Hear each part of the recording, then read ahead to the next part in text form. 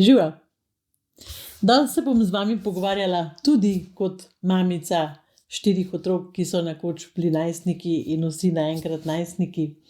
In pravzaprav bi z vami rada delila eno zgodbo, ki sem jo šla skozi z eno mamo na individualnem svetovanju. In ta zgodba je v bistvu zgodba mnogih nas.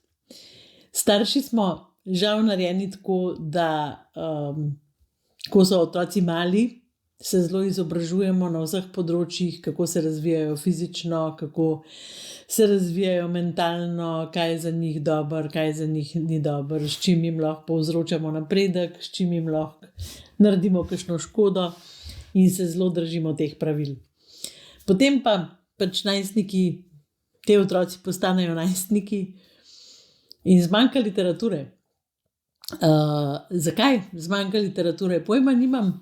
Težava je pa tudi v tem, da ko naši otroci postanejo najstniki in grejo skozi razvojno fazo, ki ni lahka in ki je nam staršem, ne bi smela nam biti tuja v bistvu, ker smo mi tudi bili najstniki, ampak ko gledamo naše otroke, vse vidimo kot svojo napako. To se pravi, jaz, če govorim iz sebe, če vam povem recimo zgodbo, je bilo tako, da ko je otrok naredil nekaj, kar je bilo pač eksperimentiranje, pridobivanje izkušenj, spoznavanje nekih novih stvari, takrat sem jaz rekla, kdo je zamočil, kaj sva narobe naredila. In seveda moja prvi odziv je bil, kdo je zamočil. Saj vemo, kdo je zamočil, jaz sem čisto okej, Albert je zamočil. Pač je bil čisto premalo doma in Albert je seveda govoril, ne, ti si zamočila zaradi tega, ker pač ti si tista, ki si jih razvajala. In midva sva bila ujeta v nek svoj partnerski ples z otroki, se je med tem dogajalo po svoje, kar je pa najbolj pomembno, je pa to, da dejansko se nisva zavedala in da nama tega tudi nihče ni povedal, da so najstniki v nekem razvojnem obdobju, ko zares potrebujejo starše in da je zelo, zelo narobe najbolj to, da se starši v tem obdobju, ko naš otrok odrašča, ukvarjamo s sabo in s tem, kdo je kriv in kdo je kaj zamočil v preteklosti in da je zato naš otrok tak. Druga stvar, s katero se zelo veliko ukvarjamo, je ta, kako bi našega otroka popravili. To pravi, da bi bil v redu. Moje vprašanje tukaj je, kakšen otrok, kjer najstnik je v redu? Sosedov, ki ga vidite samo za 5 minut, pa vam prijazno reče dober dan, pa rečete, niso ga pa lepo vzgojili. In ne veste, kakšne stiske daje skozi, in ne veste, v kakšnem odnosu je starši, in ne veste, kaj se mu dogaja. Ali je mogoče od nekega sošolca brat tisti, ki rečete, wow, ta je pa res ta prav. In kaj pravzaprav je za nas starše, če tudi sebe vključim, ta otrok, ki mu rečemo, lepo je vzgojen, tega so pa lepo spravili v odraslost, za katerega pa rečemo, ta je pa lump, ali pa z tega pa nič ne bo. Kaj gledamo? Gledamo svoj ego, to se pravi, gledamo našo predstavo o tem, kaj je prav, kako mora biti in dejansko, dokler bomo to počeli, bomo skozi razočarani, zato ker naši otroci imajo svojo življenjsko pot. In ja, lahko jih spodbujamo, lahko jih usmerjamo, ne moramo jih pa prisiliti, da bodo po naši podobi ustvarjeni. In to tudi ni fair.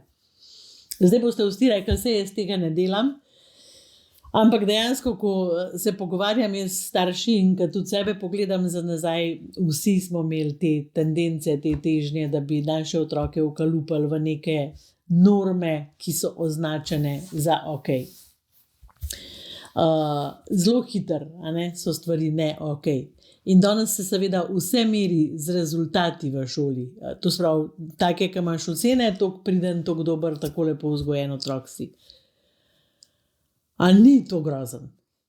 A ni to krivično in do vas staršev, ali pa do nas staršev in do otrok? In to v času, ko dejansko ne zapiramo več otroku nobenih možnosti, zato ker imate izobraževanj na milijone, ki so dostopna in ki so pač tudi sprejemljiva in za katera vemo, da jih vaš otrok lahko naredi kadarkoli. Skratka, ja, pomemben je napredek, pomembna je tudi šola, pomembne so tudi ocene. Jaz to dajem samo na tehtnico, ko gledam odnose v družini. In glih par dni nazaj sem imela svetovanje z eno mamico, ki je, tako sem jo vprašala, kako njihov popoldan izgleda. In tako da ne zgubljam časa, lahko rečem, da njihov popoldan izgleda tako, da ali se pogovarjajo o šoli, ali se prepirajo o šoli, ali pa delajo za šolo. In ko sem jo vprašala, če imajo kaj igrivega in sproščenega odnosa, je odgovorila, sej moj najstnik tega noče več. Ne? To se pravi, ne želi več tega. In pa sem jaz rekla, a mislite, da on tega ne rabi ali ne želi tega početi z vami? In se je malo zamislila in je rekla, sej verjetno si ne želi početi tega z mano, zato ker dejansko že dolgo nisem bila prijazna do njega. Sej se nimamo časa nič sprostiti, sej se skozi ukvarjamo s temi njegovimi ocenami. Pa ta otrok niti ni imel toliko slabih ocen. Pač, ne govorim o tem, da je bilo na tem, da je čist zgubljen primerk. In to delamo starši, delamo starši, pozabljamo starši, da imajo najstniki potrebe. Najstniki imajo svoje potrebe in te potrebe bojo oni zadovoljili, če bomo mi to dovolili ali pa če ne bomo dovolili. In te potrebe so daleč stran od šole. To se pravi, oni so zdaj v razvojnem obdobju, ko raziskujejo, pridobivajo izkušnje, eksperimentirajo, gradijo socialne stike s prijatelji, možgani se jim razvijajo 100 na uro, tako mimogrede. To je zelo pomembno obdobje za razvoj čustev in razvoj tega frontalnega reženja pri najstnikih. In to se jim dogaja do 25. leta, to se pravi še dlje od najstništva. Tako da mi, starši, se ne moramo izogniti temu. In veliko bolj bi bilo, če bi stvari poznali, zato ker bi se znali drugače odzivati. To se pravi, kaj če bi poznali? Če bi poznali, kako regulirati najstnikova čustva, ki se mu odpele. Kako regulirati najstnikova čustva, kadar je žalosten. Kako najstniku pomagati takrat, kadar se zatakne v neke stvari. Kaj mi takrat lahko naredimo? Kaj je takrat naša vloga? Kaj je tisto, kar nas spodbudi? In zdaj vam bom povedala žalostno novico. Sigurno ni to, da mi njim kar naprej nekaj govorimo in nas imajo dost in se potem z nami skregajo. Kako postaviti avtoriteto, da ji bo najstnik sledil, da jo bo upošteval in da hkrati ne bo imel ves čas občutka, da mu sedimo za vratom in ga kontroliramo na vsakem koraku. Najstnik rabi več prostora. Najstnik rabi več možnosti za raziskovanje. In s tem najstnik potrebuje tudi več zaupanja. In pa vi rečete, tudi ta mama je rekla, kako naj mu zaupam, če se mi je že tokrat zlagal. Ja, seveda se je zlagal, jaz sem se tudi lagala. Ali se vi niste? Če ste se, dajte pomisliti, zakaj ste se lagali. Jaz sem se lagala zato, da sem se izognila nadzoru. To je bila ena stvar. Druga stvar je bila, lagala sem se zato, da sem se izognila temu, da bi mi nekaj prepovedali. Ker sem vedela, da me nekam ne bojo pustili, pa sem si nekaj zmislila. In najstniki pač si tako pridobivajo izkušnje na skrivaj, zaradi tega, ker pač z nami ni dovolj varno. In to ne pomeni, da mi nekaj delamo strašno narobe, ali pa da je z nami nekaj strašno narobe. In tudi z vašimi najstniki nič ni narobe, samo najstniki so in mi smo samo starši. Gre se za to, da se moramo mi začeti drugače odzivati in da tega ne znamo, zato ker smo bili pač prvič drugače naučeni, drugič pa pojma nimamo, kaj se v najstniku dogaja. In a ne bi bilo fajn, če bi imeli pojma, kaj se v vašem najstniku dogaja. Dajte malo premisliti, a vam ne bi bilo fino, če bi razumeli, zakaj on pade ven. Če bi si znali to pojasniti. In če bi razumeli, kaj on takrat potrebuje, ko pade ven. A se ne bi dobro počutili?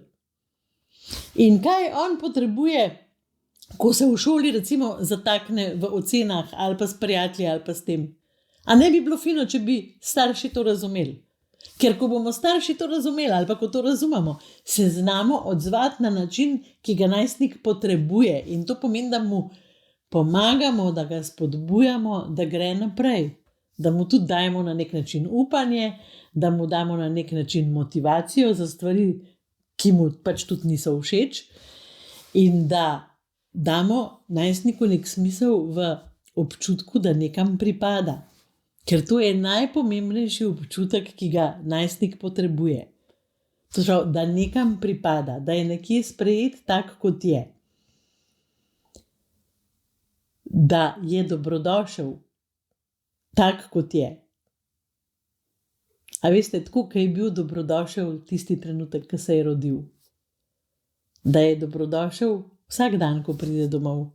Ne glede na to, a pride s cvekom, a pride s petko, a pride vesel, a pride žalosten, a pride jezen, a pride euforičen, a pride tih, a pride zgovoren, da komaj čakate, da v njih ugovorite. To je vaš najstnik. Tak je. In a se lahko usedete in rečete, olej, to je pa moj otrok, zdaj je najstnik, čez to obdobje gre, rabimo, da mu pomagam jeti skozi, in enkrat bo to odrasla ženska, odrasel moški, ki bo imel svoje odgovornosti, svojo družino, svojo službo, svoje sanje, se jih imajo že zdaj. Zato jim jih ne uničevati, ne jim jih ubijati. In ja, vem, kaj ste zdaj pomislili, njihove sanje, to je sam telefon. No, jaz mislim, da to ni res in da jim dejansko delamo krivico. Oni so odraščajoči otroci, ki so z eno nogo že stopili čez prag odraslosti in se jim fajn zdi, če imajo kdaj neko odgovornost kot odrasli ljudje. Z drugo nogo so pa še vedno otroci, ki nas rabijo.